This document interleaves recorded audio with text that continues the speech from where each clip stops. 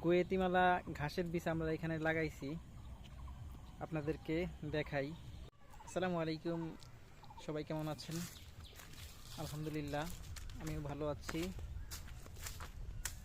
আজকে আমরা চলে আসলাম আমাদের মাঠে।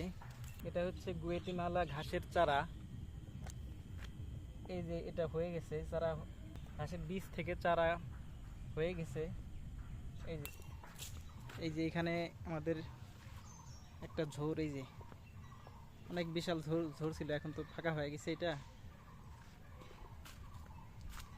যদিও আমরা অনেক দিন এখানে আসি না, আমার ভাগ্নের সাথে আইছে। দেখেন এই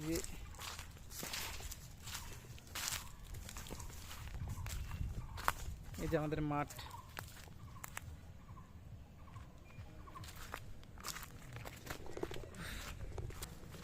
এই যে আমাদের মাঠ, গোয়েতিমালা ঘাসের বীজ আমরা এখানে লাগাইছি, আপনাদেরকে দেখাই। এইখানে লাগাইছি, এই যে এই মাঠটাতে এইখানে লাগাইছি, আপনাদেরকে ভালোভাবে দেখাচ্ছি, দাঁড়ান। এটা হচ্ছে গোয়েতিমালা ঘাসের চারা। এই যে এটা হয়ে গেছে চারা, ঘাসের বীজ থেকে চারা হয়ে গেছে।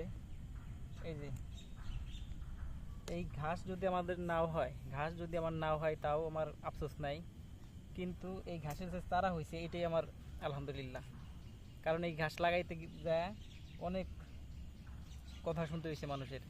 কারণ এটা আপনার চারার করা হয়েছে, পানিতে ভিজানো হয়েছে, তারপরে করা হয়েছে কি আপনার চারাগুলো গেরাইছে, ঠিক আছে। চারাগুলো যে হয় ওই গেরানে বলে আমাদের এখানে, ওই চারাগুলো গেরাইছে, তারপরে আমরা শুকনা মাটির ভিতরে এটা লাগাই দিছি। লাগানোর পরে পানির ব্যবস্থা বলতে কি, পানির ব্যবস্থা মানে পানি দেওয়ার অনেক চেষ্টা করা হয়েছে, কিন্তু আসলে পানি ওইভাবে মিলাইতে পারছিলাম না। আর আশাই ছেড়ে দিয়েছিলাম এটা, যে এটার আর মানে ঘাস মানে চারার হবে না।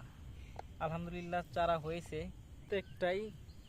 আপনার যে আমরা বলি এখানে, মানে তাওয়া তাওয়া বা ঝাড় যেটাই বলেন না কেন, প্রত্যেকটা ঝাড়েই এইরকমভাবে আপনার চারা গজাইছে প্রত্যেকটাই। একটা দেখাচ্ছি, আর এই সামনে আর একটা, সামনে এই যে সামনে একটা, এটাও চারা গজাইছে, ঠিক আছে, প্রত্যেকটাই। তারপরে এই যে প্রত্যেকটা ঝাড়েই চারাগুলো আলহামদুলিল্লাহ খুব সুন্দরভাবে হয়েছে। আমি খুব খুশি আসলে। এখন ঘাস হোক বা না হোক সেটা নিয়ে আমার কোনো আফসোস নাই, কিন্তু চারা হয়েছে এটাই আলহামদুলিল্লাহ।